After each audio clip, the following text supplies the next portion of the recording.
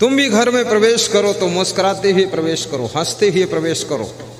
अपने बच्चों को देखो तो एक बार थोड़ा हंसो, अपनी पत्नी को देखो तो हंसो, अपनी माँ को देखो तो हंसो कि माँ ठीक हो।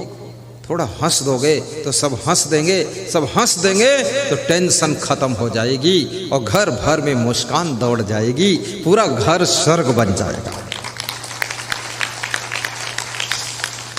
लेकिन खुश रहने के लिए शर्त है, आपका स्वास्थ्य भी अच्छा रहना चाहिए। ये कमर में दर्द, घुटना में दर्द, सिर में दर्द, जॉइंट में दर्द, दर्द में दर्द, पेट में दर्द, पीठ में दर्द, टांग में दर्द, अंगुली में दर्द, दांत में दर्द, आंख में दर्द, और जहाँ दर्द तहाँ दर्द, बेदर्द कितनी दर्द, जितनी दर्द उतनी दर्द, कैसा मर्द।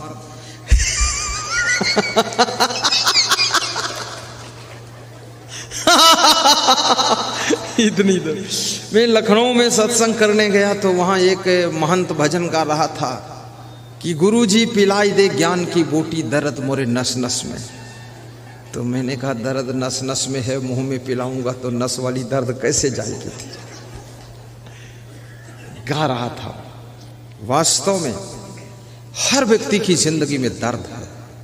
कभी परिवार की ओर से दर्द दुख रहता है, कभी समाज की ओर से दर्द दुख, कभी स्वास्थ्य की ओर से दर्द दुख, और कभी रिश्तेदारों की ओर से दर्द और दुख रहता है, और कभी आपकी गलत डिसीजन के कारण जिंदगी में दर्द दुख पैदा होता है, और कभी याद रखना बेईमान लफंगों के कारण दर्द दुख पैदा होता है, और कभी कभी आपकी भूल के कारण दर्द दुख जिंदगी में पैदा होता है। अगर दर्द से बचना है, दुख से बचना है, पीड़ा से बचना है तो चलना संभल संभल के, माया नगर यही है। चलना संभल संभल के, माया नगर यही है। माया नगर यही है, माया नगर यही है। चलना संभल संभल के, चलना संभल संभल के, माया नगर यही है। चलना संभल संभल के। माया नगर में हो तुम, माया नगर यही। इस माया नगर में बीड़ी, सिगरेट, गांजा, चरस, तंबाकू, गुटखा, पुड़िया, भांग, अफीम, ताड़ी, दारू, मांस, मछली, अंडा, नशा, शराब, कुत्ते का मांस, बिल्ली का मांस, सांप का मांस, सारा मांस मिलता, चमगोदड़ का मांस। अब इस माया नगर में सारी दुकानें खुली हुई हैं और सब दुकान अपनी ओर आकर्षित कर रही है। यहाँ पर भोग विलास, नाना प्रकार के व्यभिचार, बलात्कार, सब कुकर्म होते हैं। लेकिन माया नगर में जब तुम निकलो तो याद रखना, हाथ में विवेक की टार्च हो, सत्संग का प्रभाव हो और भक्ति का भाव अंदर भरा हो तो इस माया नगर में फिसलने से बच जाओगे। फिर दारू की दुकान पर नहीं जाओगे, फिर आप सत्संग की दुकान पर पहुंचोगे। दो आदमियों ने जय बोला है,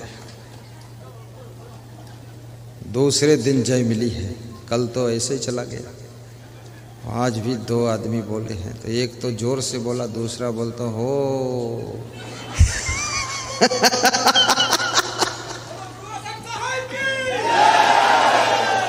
खड़े होकर बोलो, तब लगे जिंदा है सब लोग। हाँ बोलो।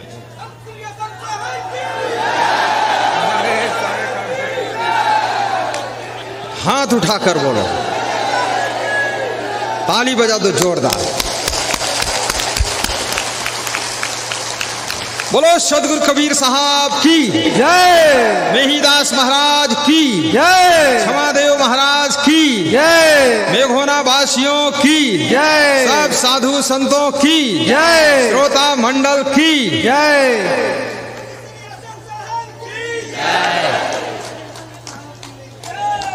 एक सेकंड में बैठ जाओ फट से। अब लगा वास्तव में बिहार है ये। बिहार में जो बहार है किसी और प्रदेश में नहीं है। ये बहार के कारण ही इसका नाम बिहार पड़ा है। और जो बाहर से न रह सके वो बिहार से बाहर हो जाए। यहां तो बाहर है, माता लोग अंदर बैठे, अंदर अंदर नहीं बाहर बैठे, जगह नहीं अंदर है। अरे वो खड़े हो गए तो माता 50 माता अंदर घुस गई कि अब चांस है।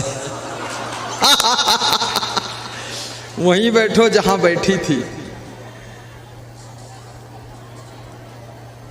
गाइए गाइए।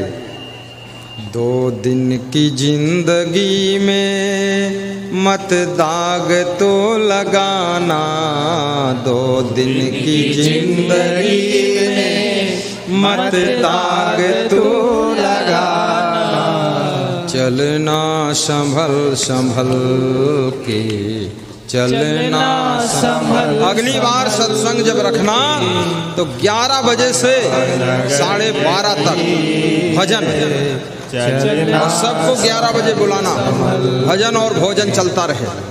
और गुरुदेव को 12:30 बिठाओ, 12:30 से 1 बजे तक गुरुदेव का माल्यार्पण स्वागत, और 1 बजे से प्रवचन शुरू हो, 5 बजे से 5:30 बजे तक चले, और 5 से 6 बजे तक बस फिर पुष्प भेंट बंदगी भाव आरती पूजन, और 6 बजे के बाद फिर भोजन, और उसके बाद फिर अपने अपने घर प्रस्थान। ऐसा रखना है, ऐसा ही होगा। लेकिन कभी अब दोबारा होगा कि नहीं होगा ये भी डाउट है। होगा। मेघोना आने का सौभाग्य हमको दोबारा मिलेगा क्या? मिलेगा। ये मेघौना वाले हाथ उठाते हैं कि बाहर वाले उठा रहे हैं? हाँ, बाहर वाले सोचते हमारा क्या खर्चा, हल्ला मचा के बुला लो यहाँ। मेघौना के लोग उठा रहे कि नहीं उठा रहे? मेघौना के लोग खुद ही उठकर खड़े हो गए हैं कि छोड़ूंगा नहीं, जिंदगी भर तुमको इधर ही लाऊंगा। बिल्कुल ना तुम छोड़ो ना हम छोड़े, और पूरी दुनिया को अच्छाइयों की ओर मोड़ेंगे, गुरु जी को नहीं छोड़ेंगे। बैठो। 2 दिन की जिंदगी में मत दाग तो लगाना, 2 दिन की जिंदगी में मत दाग तो लगाना, चलना संभल संभल के, चलना संभल संभल के। दूध है और दारू है, संभल कर चलना है। दूध पीना है, दारू नहीं पीना है। संभल के। मांस भी है, दाल भात भी है, अंडा भी है, आलू भी है। आलू खाना है, अंडा नहीं खाना है। दाल भात खाना है, लेकिन मछली मांस नहीं खाना है। यही संभलना है। आपके मुंह में ऐसी वाणी है, गाली नहीं देना है, धन्यवाद देना है, माता पिता के पैर छूना है, माता पिता को आंख नहीं दिखाना है, सास ससुर का सम्मान करना है, उनसे अलग नहीं होना है, अपने देवर को भी निभा लेना है, और अपने पति को भी शांति से मनोबल उसका बढ़ाना है। पतियों को तंग नहीं करना है। जो नारी अपने पति को तंग करती है, उस नारी को 7 जन्म तक नारी का शरीर नहीं मिलता है। फिर उसी द्वार पर वो 7 जन्म तक भैंस बनकर पैदा होगी, नारी का रूप नहीं मिलेगा। और फिर उसका पति खूब उसको दुहेगा और कभी कभी डंडा भी मारेगा। इसलिए पति को तंग मत करना। जो पति अपनी पत्नी को तंग करता है, दुख देता है, याद रखना उसको भी मनुष्य जीवन 7 जन्म तक नहीं मिलता है। वो उसी घर में बैल और भैंसा बनकर पैदा होगा, खेत में काम करेगा, मुड़ मुड़ कर देखेगा पूर्व जन्म की ये पत्नी है, इसको बहुत दुख दिया था, अब क्या करूं। दुख देने वालों को मनुष्य का जीवन नहीं मिलता है। ऐसा वैसा खान पान करने से पशु पक्षी का शरीर मिलता है। इसलिए शुद्ध शाकाहारी बनो, हाथ धोकर भोजन करो, नाखून काट कर साफ रखो, बालों को भी साफ रखो, अपने खाट गद्दे रजाई कपड़े साफ रखो, खटमल न पैदा होने पाए, अपनी नाक को भी साफ रखो। कम से कम दिन भर में 5-6 बार नाक को छिनक कर पानी से धोकर साफ करो।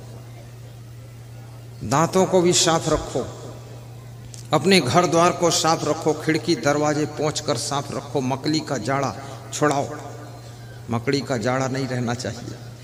और चप्पल जूते भी साफ सुथरे रखो, चश्मा भी अपना साफ रखो, मुंह को भी ठीक से धो,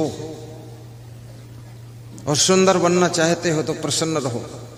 प्रसन्नता तुमको सर्व सुंदर बना देती है, क्रोध तुमको बदसूरत बना देता है, अधिक खाने से तुम्हारी शकल बदसूरत हो जाती है, कम खाने से, अच्छी तरह पचाने से आपकी शक्ल बहुत सुंदर हो जाती है, चबा चबा कर खाने से बुद्धि कुशाग्र होती है, गहरी नींद सोने से स्मरण शक्ति बढ़ती है, कम सोने से सिर दर्द भारी, दिमाग भारी हो जाता है, और सबसे प्रेम करने से बहुत सुख की प्राप्ति होती है। सामान को केयर करने से, सामान को संभालने से असमंजस कम पड़ते हैं, गम खाने से स्वर्ग का सुख मिलता है, दूसरों की गलती को क्षमा करने से स्वर्ग से ऊंचे स्थान प्राप्त होता है। दौबिमो पुरुषो राजन स्वर्गस्य परितिष्ठता प्रभु क्षमय एक तो दरिद्रस्य प्रदानवान। विदुर जी कहते हैं 2 प्रकार के लोग स्वर्ग से भी ऊंचे स्थान पाते हैं। नंबर 1 वे लोग जो गरीब हैं लेकिन फिर भी दान करते हैं, दरिद्रस्य प्रदानवान। कुंभ मेला हो उज्जैन, कुंभ मेला हरिद्वार के लिए उज्जैन में आश्रम निर्माण हो रहा है, उसके भूमि दान के लिए जो लोग कुछ नहीं है फिर भी आधा कुंटल गेहूं देने का संकल्प ले लेते हैं, ऐसा करने वाले लोग स्वर्ग से ऊंचे स्थान को प्राप्त करते हैं। आज की 20 वर्ष पहले की बात है, मैं जा रहा था झांसी के पास में एक आटा कस्बा आता है, वहां गाड़ी रुकी तो संतों ने कहा मूली और थोड़ा टमाटर ले लेता हूँ रास्ते में खाने के लिए। पूड़ी है, मूली टमाटर ले लूँगा, नमक डालकर खा लूँगा। मैंने कहा ले लो। तो मैं भी खाली था, बस के पास में एक महिला मूली बेच रही थी। मैंने कहा माता जी कितने की मूली दे रही हो? तो उसने कहा 1 रुपये की 4 मूली। 20 साल पहले सस्ता जमाना। तो उस महिला ने बताया कोई बात नहीं, बच्चा किसी का यहाँ आवाज नहीं किया जाएगा, वहीं पड़ा रहने दो, तुम पीछे ले जाओ, अपना अपना बच्चा संभालो। मैंने कहा ना, चलना संभल संभल के बच्चा संभालो, हल्ला न मचा माता जी, सत्संग बिगड़ जाएगा, बच्चों के लिए सत्संग नहीं है, चिल्लाने दो, चिल्ल पो मत मचा, बोलो सदगुरुदेव की जय। अपना बच्चा चुपचाप ले लो, छोड़ा मत करो। देखो डिस्टर्ब होता ना, बात कट जाती है। साहिब बंदे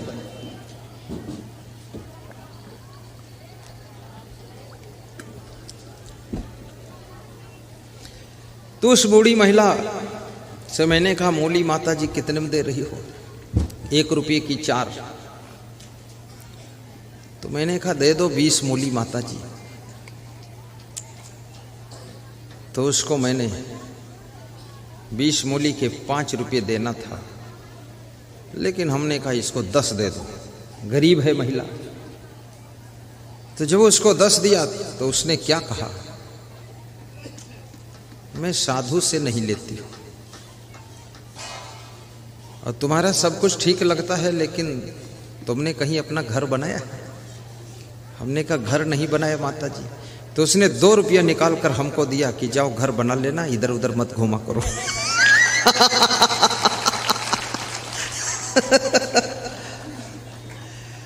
अब इतनी गरीब महिला है, मूली बेच रही है, लेकिन फिर भी वो 2 रुपये दान दे रही है।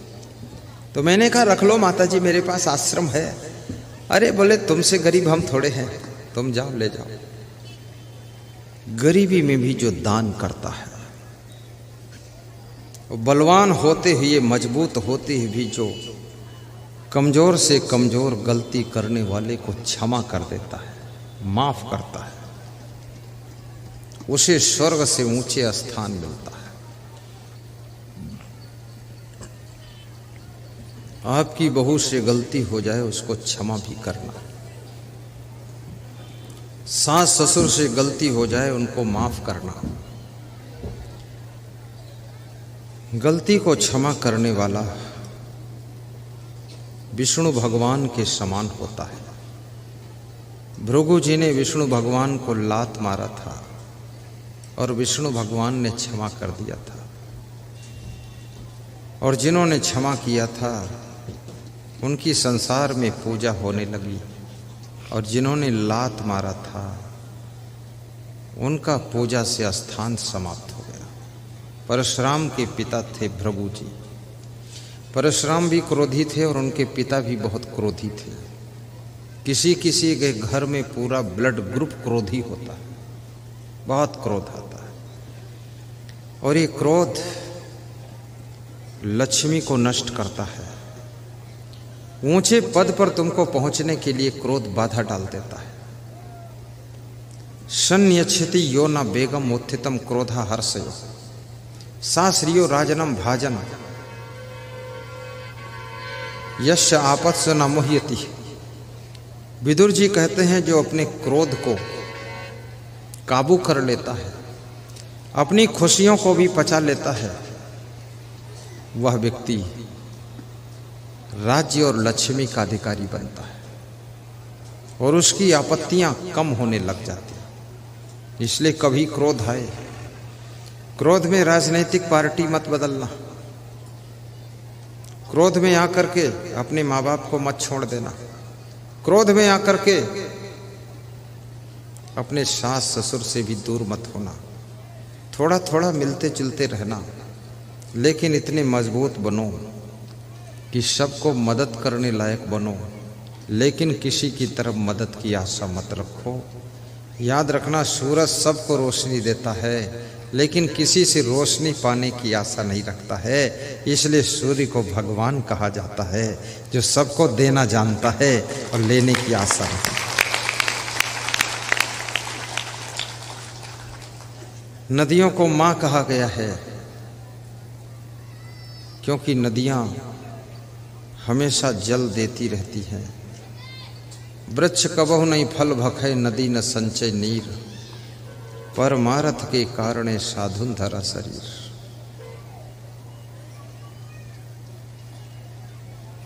सकल संत गुरु जन जो समझा रहे हैं, ये चर्चा भुलाना महामूढ़ता है। सकल संत गुरु जन जो समझा रहे हैं, चर्चा भुलाना महामूढ़ता है। बड़े भाग्य से मानो जीवन मिला है, निरर्थक बिताना महामूढ़ता है। बड़े भाग्य से मानो जीवन मिला है, निरर्थक बिताना महामूढ़ता है। जहाँ रह रहे हो निकलना पड़ेगा, नहीं चाहने पर भी चलना पड़ेगा। जहाँ रह रहे हो निकलना पड़ेगा, नहीं चाहने पर भी चलना पड़ेगा। जिसे खो के फिरे हाथ मलना पड़ेगा, वहाँ मन फसाना महामूढ़ता है। वहाँ मन फसाना महामूढ़ता है। बड़े भाग्य से ऐसा अवसर मिला है, निरर्थक बिताना महामूढ़ता है। निरर्थक बिताना महामूढ़ता है। सदा शांति रहती है समयता के पीछे, समयता नयाती विषमता के पीछे। सदा शांति रहती है समयता के पीछे, समयता नयाती विषमता के पीछे। विषमता रहा करती ममता के पीछे, ममता बढ़ाना महामूढ़ता है, ममता बढ़ाना महामूढ़ता है। सकल संत गुरु जन जो समझा रहे हैं, चर्चा भुलाना महामूढ़ता है, चर्चा भुलाना महामूढ़ता है, चर्चा भुलाना महामूढ़ता है। कैसे धन्य होगा गृहस्थाश्रम।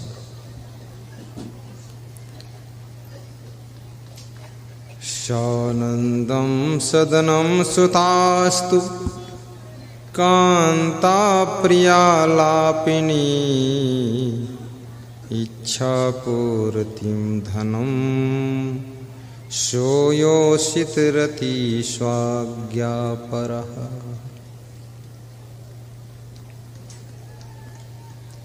वह गृहस्थाश्रम धन्य है जिस घर में सदैव आनंद रहता है। शानंदम सदनम, सदन माने घर होता है, जिसके घर में सदैव आनंद है, जिस घर के लोग आनंद के सहित घर में रहते हैं, एक दूसरे को देख करके खुश होते हैं, जिस घर में सभी गुणवान हों और सभी बुद्धिमान हों, सभी चरित्रवान हों, सभी कलाकार हों, उस घर में आनंद का जन्म होता है। शानंदम सदनम, सुतास्त सुधिया, और जिस घर के बच्चे बुद्धिमान हैं, पुत्र और पुत्री बहुत बुद्धिमान है, उस घर में सदैव आनंद रहता है।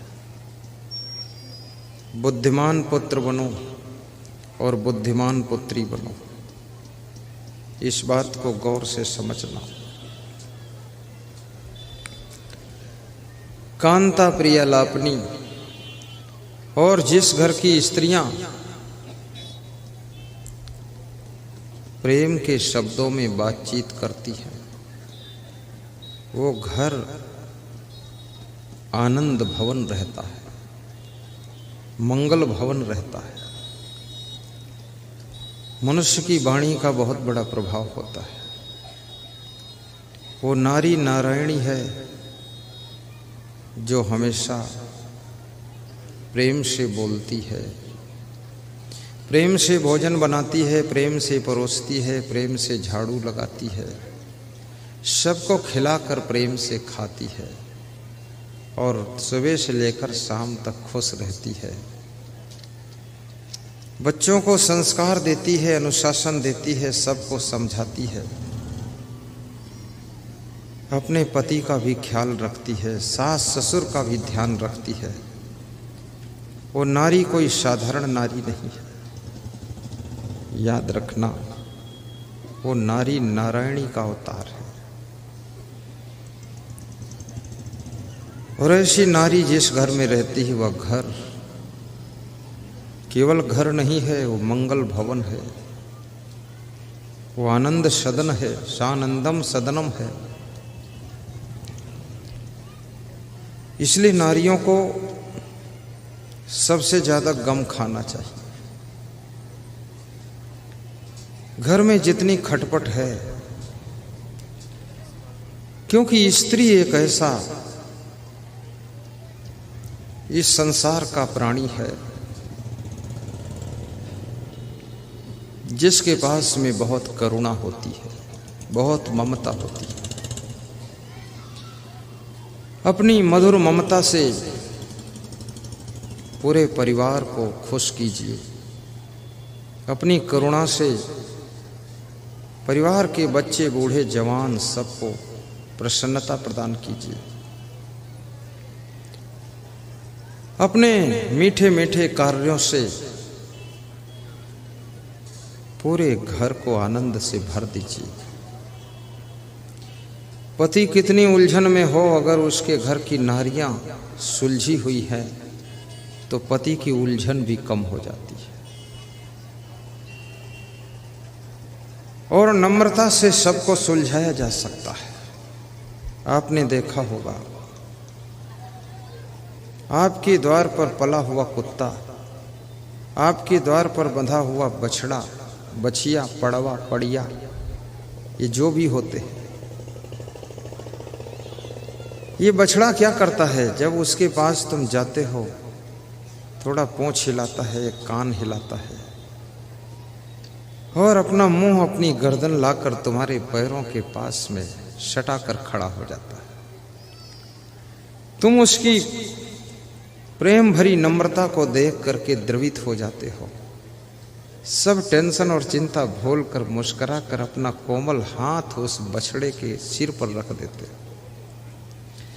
बछड़ा भी खुश हो जाता है तुम्हारे कोमल हाथों का स्पर्श पाकर, और तुम भी खुश हो जाते हो बछड़े को खुश देखकर। कुत्ता भी तो यही करता है। जब तुम कहीं से आते हो तो कुत्ता कभी आलस नहीं करता, उठकर खड़ा हो जाता है और तुम्हारे पास तक आता है और बड़ा खुश होता है कि मेरा मालिक आ गया, और दोनों पैर ऊपर उठाकर तुम्हारे पैरों के ऊपर रख देता है कि मालिक, तुम्हारे ही सहारे हूं। इस छोटे से पेट का सवाल आपके ऊपर ही है। फिर कुत्ता लेट जाता है, चारों पैर ऊपर कर देता है और कहता है, मालिक आत्मसमर्पण कर दिया हूं, रोटी का टुकड़ा दो और चाहे मेरे शरीर के टुकड़ा टुकड़ा कर दो, अब आपके द्वार पर आया हूं। तुम खुश हो जाते हो, तुम्हारे पैर चूम लेता है, आगे से भी पैर चूमता, पीछे चूमता, खूब पूंछ हिलाता है और खुश होकर मिलता है, तुम्हारे दिल को जीत लेता है। और कुत्ता भी तुम्हारी टेंशन को कम कर देता है, क्योंकि वो तुम्हारे माइंड को डाइवर्ट कर देता है। याद रखना, ये कुत्ता पढ़ा लिखा नहीं है, ये प्रवचन नहीं सुनता है, लेकिन अपने घर मालिक को डील करना ये भी जानता है। और ये बछड़ा भी जानता है मालिक के साथ कैसे व्यवहार करना चाहिए। पर धिक्कार है उन बच्चों को, धिक्कार है उन बहुओं को, धिक्कार है उन पत्नी और पति को जो मनुष्य हो करके, educated, well qualified, complete degree प्राप्त करके भी एक दूसरे के साथ व्यवहार करना नहीं जान पाते हैं, उल्टा पलटा व्यवहार करके सबको परेशान करते रहते।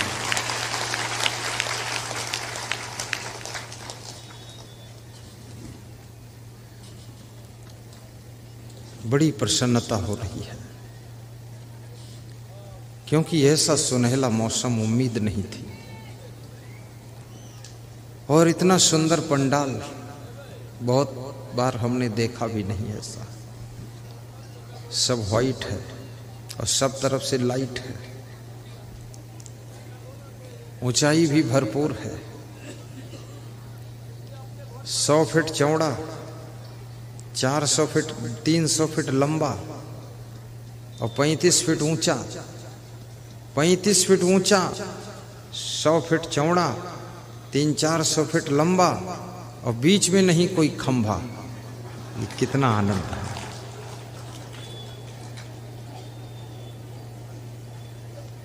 अच्छा लग रहा है। साउंड सिस्टम भी बहुत अच्छा है। आवाज साफ सुनाई दे रही कि नहीं? मीठी आवाज है कि नहीं? और शक्कर घोल दूं क्या इसमें?